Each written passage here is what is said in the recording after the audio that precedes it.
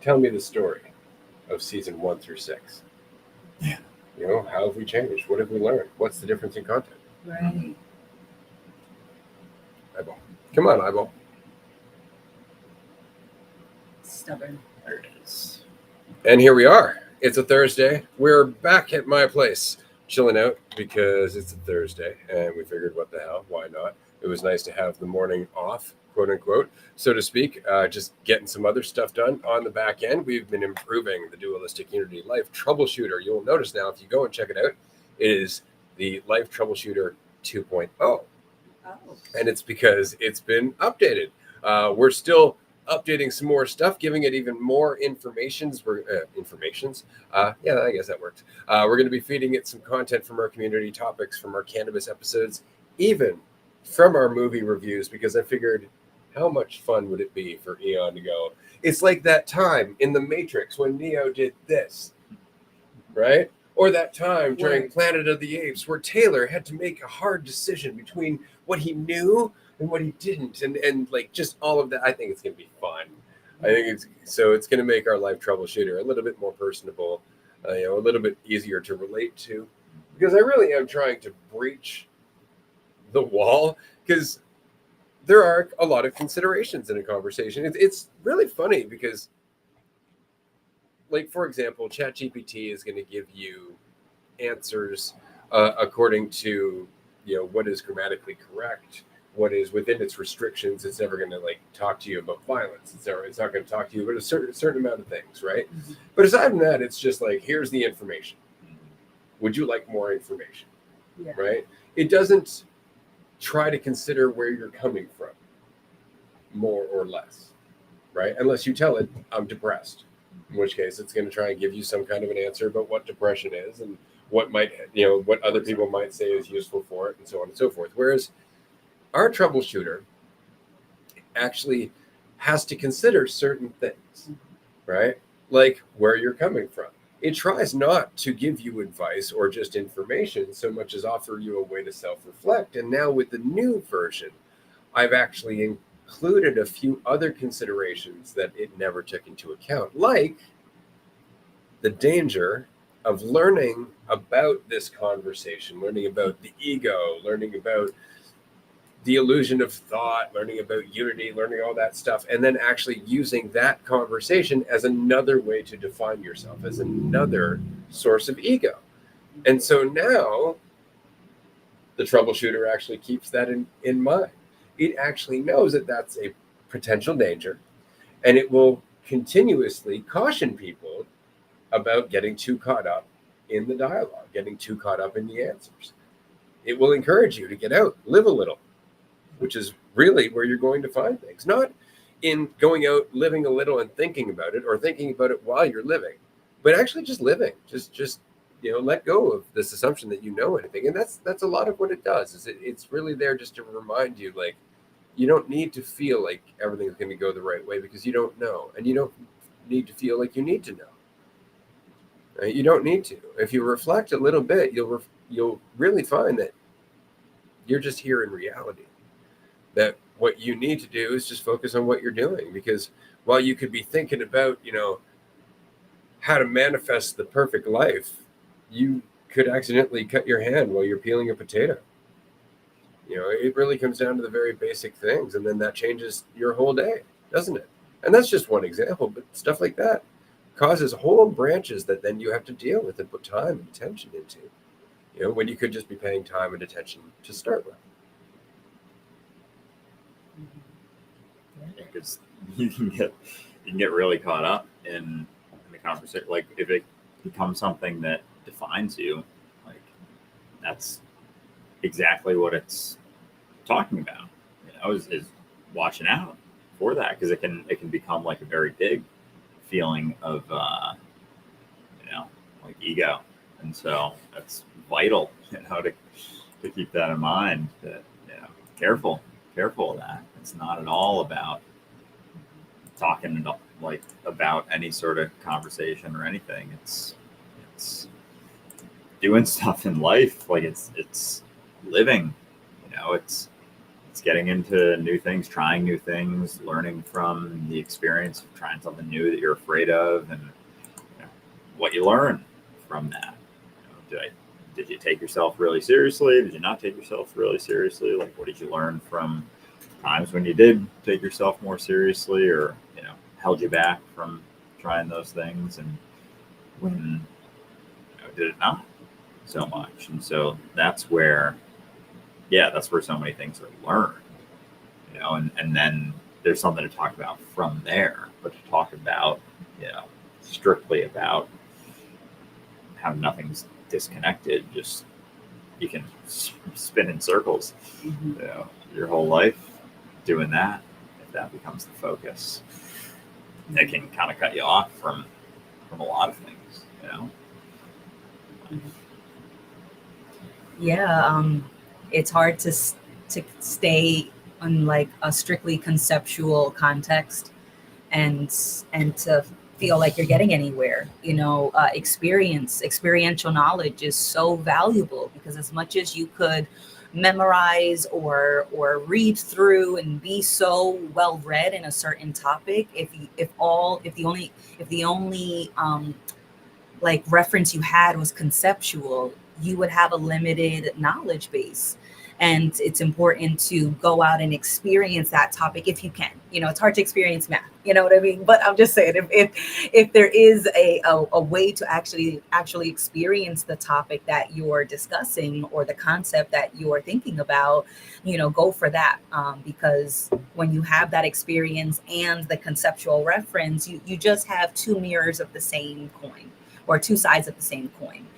Because things aren't, things couldn't just be a concept, and things, there is a layer to the experience that is conceptual, but it doesn't go the other way. There isn't just a concept that would have zero experience. It's important to try to make sure that you're balancing the way that you're kind of the relationship that you have with topics, with concepts. Like, make sure, go out there, live, because life is for the living. And so as much as you could love a concept, just make sure that you're not just living for that concept, that you're actually living life.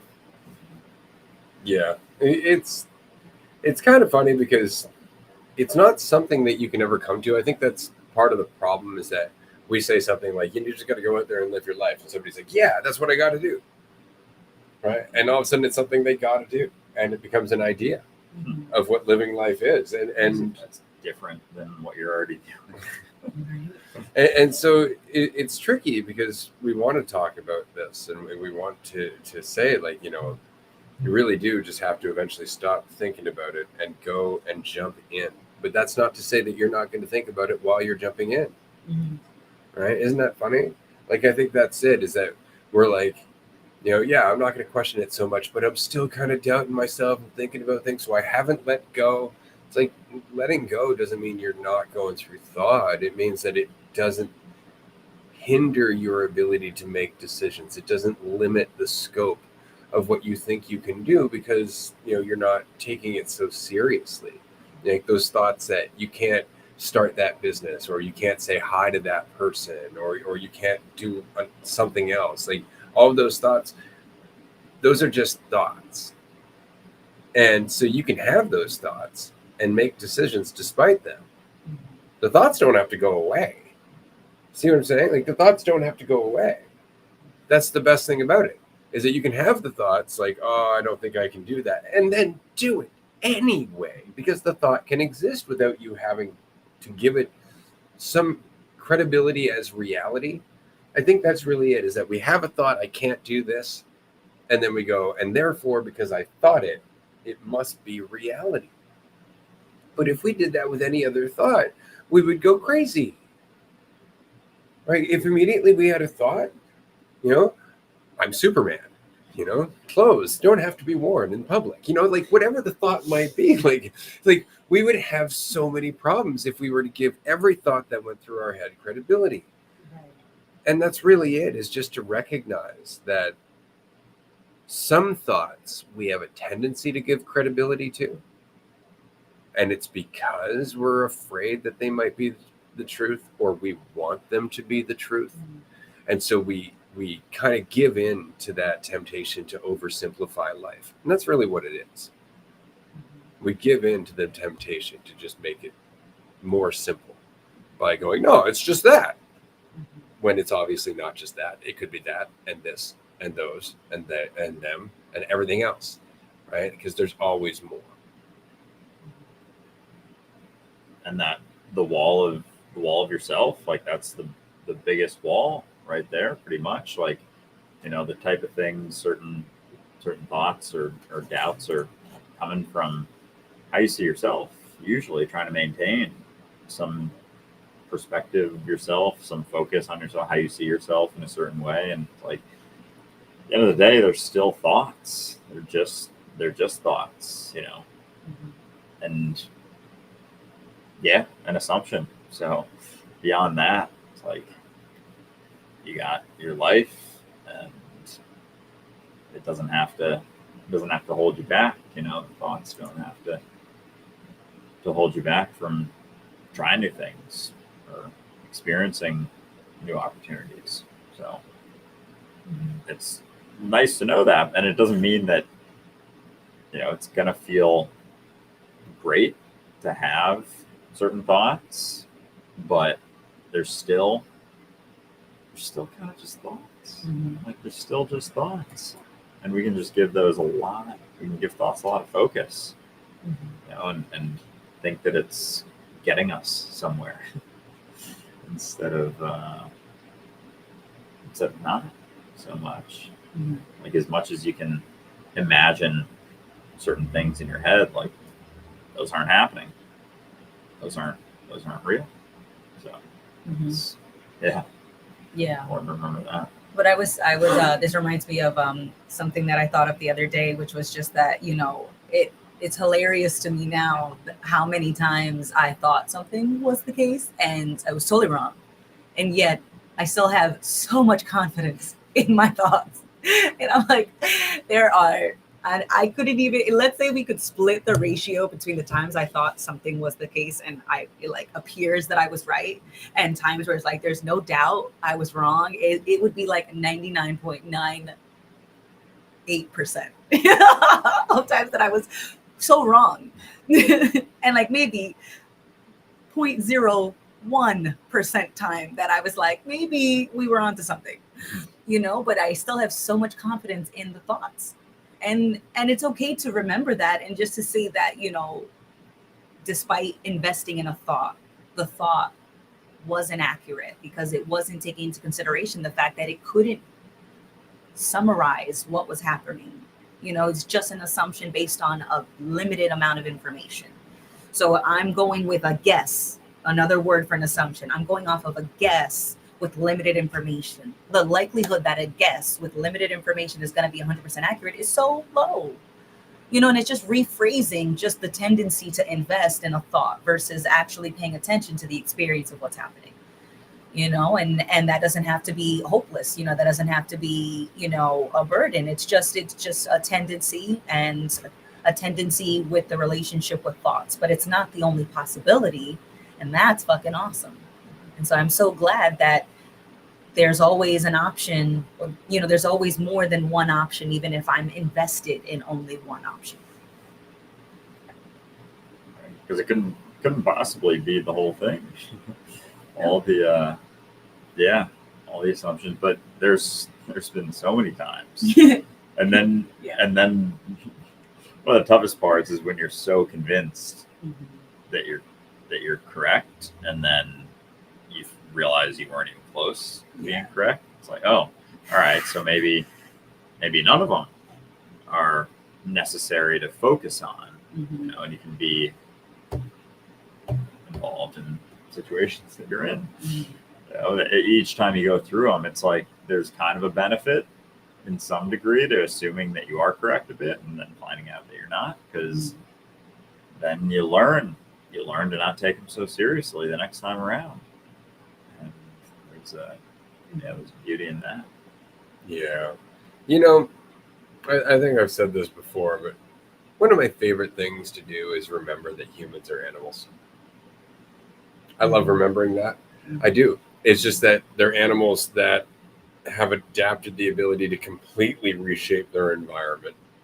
Okay, but we are animals, and so when you look at what humans were doing before being able to completely reshape their environment, we were animals. What do animals do? They pay attention to what's going on around them. Yeah. They pay attention first and foremost, because if you don't, you're food. Yep. That's pretty much it. So they pay attention. It's not that they don't have like quiet hours. It's not like they don't have like their own homes. It's not like they don't have moments of beauty. Like I came across a baby bunny last summer sitting in the middle of a field, just enjoying the morning sunlight on it. It was the chillest thing. Like you could tell it was just like, this is dope. Like just stuff like that. Who's to say there aren't moments of like self-reflection? Who's to say that animals aren't maturing, having memories of their previous experiences, right? But they don't have the same concepts that we do. Why do we have those concepts? Because in the same way that there are customs in a family or a group of gorillas, right? There are certain things that they do in like in deference to the silverback, right? There are certain ways that certain gorillas treat other gorillas based on their rules and their roles and all of that, right? Same with monkeys. Monkeys have this whole hierarchical thing in a tree, right? So each group of animals has its own habits, the things that are mutually agreed upon by everybody in the group. Well, that's humans. That's what we call culture, right? It's just that when you take that and you bring in this ability to adapt our environment in any way that we like, well, all of a sudden our culture becomes about interacting with each other more than interacting with reality, which is uncontrolled, with nature, which was uncontrolled. Now everything's controlled. So there's less of a reason to pay attention to our surroundings, because you can walk down the street knowing that there are police, right? And that animals are outside the city walls, or in our case, outside of everything, because there's no nature left, right? And so we've forgotten that primarily we were paying attention to what was happening now. It's just we have no need to, or at least we don't think we have a need to. We get so caught up in how advanced, and we say this, we have an advanced culture. What does that mean? It means it's complicated. It's complicated. It's not just about showing respect to your elders or those who protect you, like it would be in a gorilla's group, right? But it's also about, making sure you know how to shake a person's hand in the right way, or how to meet them in the eye, knowing how to dress the right way, knowing how to, learn the right things to get the right job, to live in the right neighborhood. There's so many new considerations in terms of how we have to treat one another, that we don't even see the environment we're part of anymore, because we don't need to. We can shape it however we fucking like.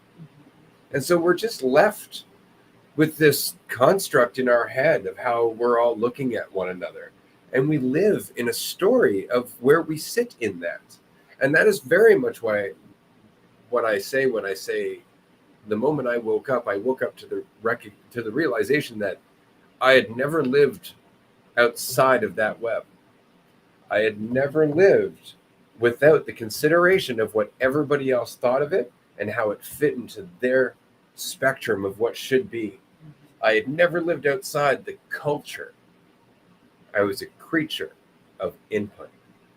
I was just a creature of being influenced and then putting that influence out without even thinking about it, thinking that what I was doing in just regurgitating it, trying to figure out what was right and then spitting that out, was in fact the smart move, rather than questioning all of it and determining, well, what would be my response if I didn't know any of this? Like, what if I don't know anything and it's all just hearsay? It's all just possible truth.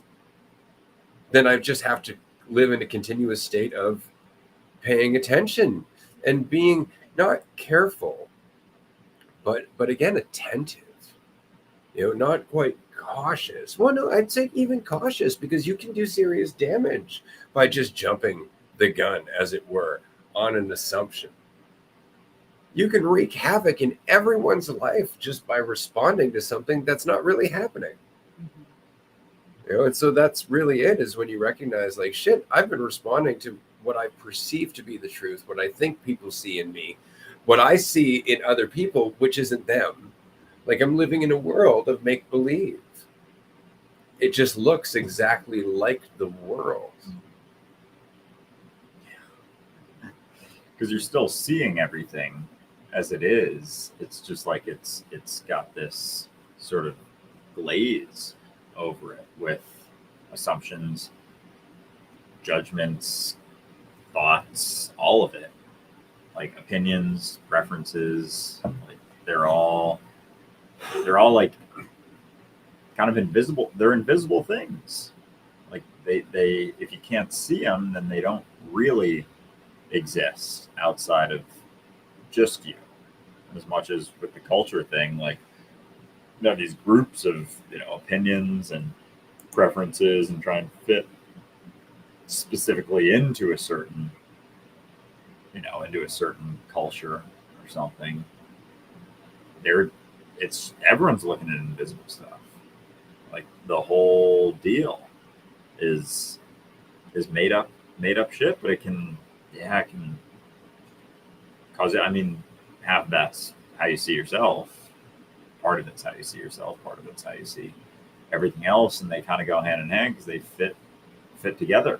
Like the assumptions that you're making, the thoughts that you're having are going to be reflective to some degree of how you see yourself, and it's always the case. But being willing to admit that is vital, super important, because you can go through a lot of different things, and I've certainly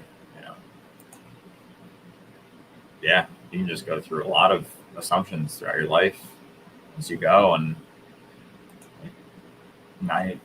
majority of the time they are in no way truth. Well, even if there's a shade of truth, it's only the shade of truth, right? Like even if, let's just say you're like, oh my God, this person's judging me. Maybe they are. That doesn't mean that it's based on reality. Mm-hmm. And even if it is, that doesn't mean that that's exactly what you are forever, right? They're judging your behavior, or they're judging you based on their own stuff, right? Or there's something to learn from it, but it's never as simple as we want to make it, ever. Like if we could just keep that in mind all the time, we would never get too caught up in anything, right? Because we'd be too busy chewing on whatever else went through our mind, because that's really what it is. We want to just pin it down and go, no, it's that, because then we can stop the influx of all the other shit that we would be going through if it wasn't exactly that. It's really it, no, this person absolutely hates me. Well, what if they didn't hate me? What if that's wrong? Well, then maybe they're viewing this, and that validates, or that goes against the story I tell myself. See what I mean? Like we want to believe somebody hates us because it validates a story, right? But if we went, well, no, maybe that's not the case, then all of a sudden the story that we were trying to validate is also questionable. Now our whole life goes into fucking disarray. Everything just starts to fall apart because everything that we thought was the right fucking thing, was the truth, is questionable, because everything that we assume is based on that thing that we're trying to validate. We have to recognize we're biased. We don't really know. We can't really know anything. And what's nice is that you don't really need to. It doesn't really change anything except your need to continue to pay attention. We were talking about the idea of trust, for example. Why do I want to trust somebody? So I can stop thinking about all the ways that they're a danger to me, or could be. That's it. I just want to stop thinking about all of the things that this person could possibly do. I want to trust that they'll only do a certain amount of things within a spectrum that I'm comfortable with. So now I don't have to think about all the other things. Mm-hmm. That's why when they do something outside that spectrum, we feel betrayed. We're like, how dare you? I thought you were safe. Right? I thought you were predictable. I knew you. I thought I knew you. It's like I never met you before. Right? Well, why did we feel betrayed? Well, because we put the hope that they would just remain simple and certain, that we could be certain about them. Why can't you just be the loyal, trusting friend? Look, there's a script. Stick to the script, right? That doesn't mean you get to go through shit too. No, that doesn't mean you get to forget about me and your role as loyal, trusting friend. I'm the center of your universe, damn it. You understand? You are a backup character on this stage, damn it. Know your place. Stay in your lane, damn it. And that's how we treat people. Like they Sure. are the background character in our life, forgetting the fact that they have their own life and all of their own experiences, and it has nothing to do with us. Oh my God! Then And how now am I it's- supposed to interact with that Oh. person? Yeah. You gotta let your own walls down, your own ideas down. Yeah. Like that's such a big part of Mhm. connection. Because you can go through your life assuming that it's none of it means anything about you, or all of it means something about you. So Yeah. it's vital to understand that like it's not even. I mean, some of it, sure, but not all of it, Mhm. and not all your assumptions either. Mhm. So, yeah, I mean, being willing to set yourself aside and just see that someone's Mhm. stuff runs just as deep as yours. Mhm. It's vital. It's the basis of connection. It's Yeah, it makes it a little bit easier to not take things personally because you're not putting the person to take the offense. It's we want it to be personal. We want people to be, specifically out to get us or specifically trying to hurt us, but it's not. It's really not personal. And I came to terms with that with so many experiences showing me that, like, when I would bring up something to a friend or a family member and I'm like, when this and this happened, I felt like blah. And they're like, oh shit, I had no idea. And that kept happening time and time again until it really clicked that, like, it's not personal. But a part of me wanted it to be because it thought that I needed to be, and I don't. Because, I guess the way that I phrased it to myself when this first clicked was just that, I don't need to be everyone's biggest priority because I'm my biggest priority. And I'm going to be the one that will take the consideration to pay attention to what is happening, how I'm responding to it, how I'm either investing or not investing, and at least paying attention to what I'm putting out there, because that's the thing I could have the most influence on. And in doing that, it kind of took away this, like, power that I gave to the concept of other people. Like, I was at the mercy of them, and I never was, because it wasn't personal. They weren't even thinking about me. They were just struggling to make it to the next moment, forgetting that there doesn't need to be struggle within existence. There's just there's so much more happening other than the things that we're scared of. most people are, or at least majority, are focused on themselves, living through this filter of them and their life and how they're doing. And so to assume that someone's making a bunch of assumptions or having opinions or making judgments about you, and like maybe they are, maybe they aren't, but you can come up with a ton of them. Yeah, but even when they never are, gonna it's, be the it's case. still not about you. Ray, you said something like that earlier, and it's like, even when they do, specifically Mhm. say, Amanda, specifically you, it's like, even then, on some level, it's not even about me. Because when I think about that in the reverse, like when I'm so frustrated with someone else, it's like, why am I frustrated? Because objectively, if I were to take away my opinion, there's really no problem. I really don't have to be bothered by anything anyone does. And that was such a fucking, like, wonderful thing to realize, that no one actually had to do or not do anything. Like, fuck, man, that's amazing. Yeah, I'd like to take that, but bring it to an extreme end. And I know, like, this is true for a lot of people who, have gone through addiction, for example, where they have done things that have hurt the people that they love, right? They have said things, they have taken things, they have broken things, they have, again, like, betrayed people, they have violated trusts, they have done all of that. And when people hear this, I guess, almost oversimplified mantra, it's not about you, they feel that there is almost an invalidation of what has happened, whether it happened to them or it's happened through them. Okay. They feel almost as if that's like trying to scapegoat it. That's like sidestepping it. That's, spiritual bypassing, they'll say, right? And I would like to point out that what we mean by it's not about you is that, so you've done this thing where you have hurt someone, or you have been hurt by someone. Mhm. You have been changed by it. You have experienced it. You still had to deal with it, which means that you had to establish boundaries.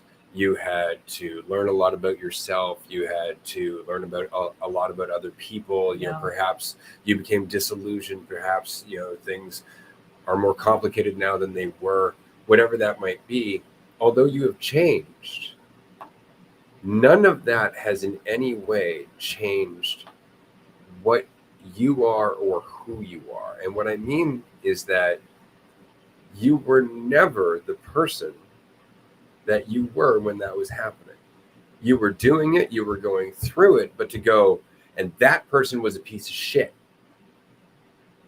would be to oversimplify it, because that person was at one point a child that was innocent and may at some point become somebody who is more empathetic and has more wisdom as a result of going through this. So the idea of them, even at that point, isn't the whole of who they are. And if it's not the whole of who they are, then we cannot ascribe meaning to that person. We can't go, and that situation or that event or that action means this about them, because that would limit everything that they could become and everything they've ever been. Does that mean that we can't learn from it? Does that mean that that there's no responsibility? No. What it means is that that person is not doomed by virtue of the experience. It hasn't stained them. It's not something that they have to carry as something that is absolutely always going to be something that defined them. It is something that has changed them and something they've experienced. But the idea of them isn't the reality. The reality is that something has happened and we have to deal with it, that it came from someplace, and that it's going to continue on unless it's dealt with. That's the reality. But the judgment is always of that oversimplified concept. That's all it is. And that's what we mean when we say, it's not about me. It doesn't mean anything about me. It doesn't mean I'm not accountable for it. What it means is that it doesn't diminish my potential, my ability to change, my capacity to learn. It doesn't limit me to a simple idea based on judgment. I still have all of the potential I did have up until that point and the potential I'll have for the rest of my existence. That doesn't make me less accountable, but it does make me more willing to change and grow, because I'm not telling myself I can't. It does make me more willing to adapt and look at all of the scenarios and who was hurt and why they were hurt, because I'm not trying to protect an idea of me.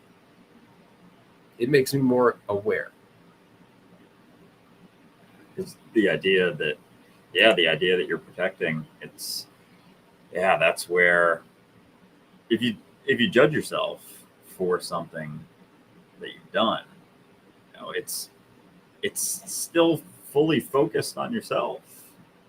And a lot of times the things that we do, they're from focusing on ourselves. So you can't really get both. And it's like looking past yourself, understanding where it came from, and that there were impacts, but like also moving forward and like seeing, because judging yourself or feeling pity about it doesn't help moving forward at all. Like it doesn't actually allow you to do things better the next time around. If anything, those things are going to distract you, and it's going to be this thing that just continues if that's where the focus lies on, and that stems from yourself. It stems from how you see yourself, how you focus on yourself, your perspective of certain things that you've done or haven't done in your life. That's always going to be some sort of filter to your experience. So it's vital to understand that, like, the whole non-dual thing, like there is no me sort of deal, is bullshit. Dangerous, yeah. There is you, but that it isn't something that you personally have to hold on to tightly. or even focus on, because moment to moment, if you're focusing on that or seeing yourself in a very specific way because of it, it's going to be a lot tougher to not do things like that moving forward, because it's so often a focus on ourselves that keeps us, that keeps you in your head, that keeps you distracted from things, that keeps you, because focusing on yourself, that's going to expand into other assumptions, and you're going to keep missing life, which is where the things are all happening. So it's definitely a balance that, just dropping judgment, period, pity, all of those things, they don't move you forward. They don't really help you change very much. Changing is happening separately from the pity and the judgment.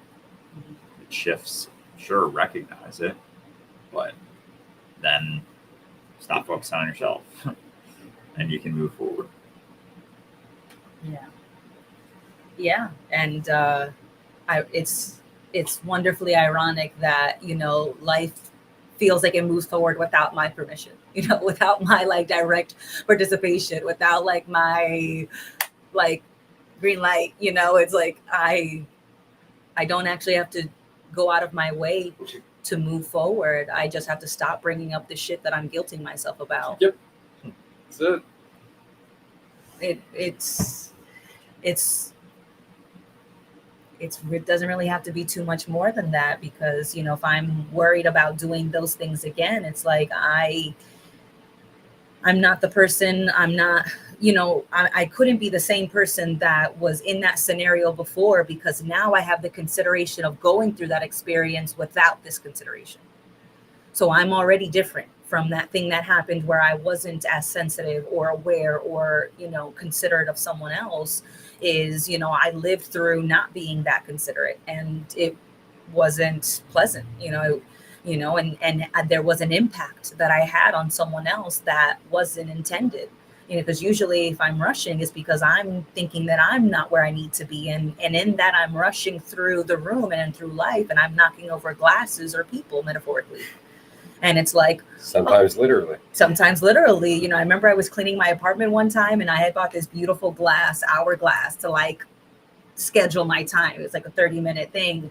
And I'm like rushing because the sand is almost through the timer. And I was like, ooh, this is perfect. I'm going to finish sweeping and then I'm done. And I made it within the 30 minutes and I wasn't paying attention, and I bumped into the table and crash goes the hourglass. And then I'm like, okay, clearly we don't want to schedule cleaning time anymore. We don't want to time our cleaning. We're not done in the next few seconds.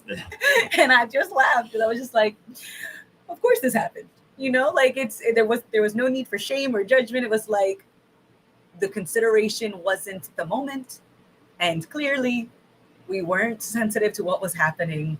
That's okay. Here is a beautiful sandy reminder to pay it, that everything is right here, and the next moment isn't better, because you never get to that next moment that you feel is better than the moment that you're in. So there's no need to rush, so I appreciate those moments where, like before I would have criticized myself for being an idiot and not paying attention and breaking something that I really wanted. And it was like, no, it's just a reminder, this is what happens when we think more than we're paying attention to the doing.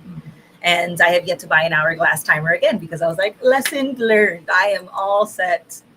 And so I do not schedule my cleaning. Now I just clean until I feel like it makes sense to stop. So it feels like my relationship with cleaning has changed. And it used to be so blocked, like 30 minutes, 20 minutes, 1 hour. And now I'm like, we clean when we clean. Yeah. You don't have to track it so much. It's so nice to be like moving through your day and not having to keep tabs so much on, and I'll keep alarms. Who am I rushing for? The fuck? I'm my own drill sergeant. Yeah, like you got some extra dishes to clean or something. Oh my goodness! Take time with those. Like enjoy the experience as best you can. Like it doesn't have to be, even cleaning there can be a satisfaction in that. Like you got a new apartment or something. When I was getting some furniture in my place recently, I just kind of spent a few hours setting it up, and there's some satisfaction, you know, in doing things like that. But you don't have to, you know, focus on yourself as you go, or assume that you should be doing it better in any way. Like, you do what you do, and yeah, you don't have to focus on yourself so much as you go, which makes things awesome. But yeah, what's the phrase, like, don't cry over spilled milk?